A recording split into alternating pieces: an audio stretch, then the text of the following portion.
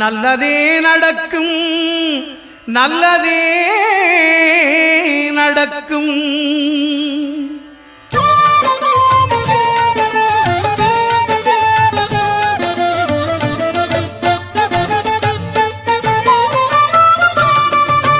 9 கோளும் ஒன்றாய் காண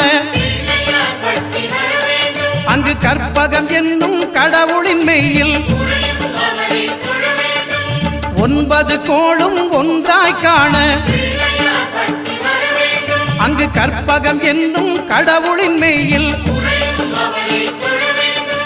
சூரியன் முதலாய் 9 கிரகமும் பலவித குணங்களை கொண்டிருக்கும். எங்கள் கற்பக தருவில் அவை வரும்போது ஒன்றாய் சேர்ந்து பலனளிக்கும்.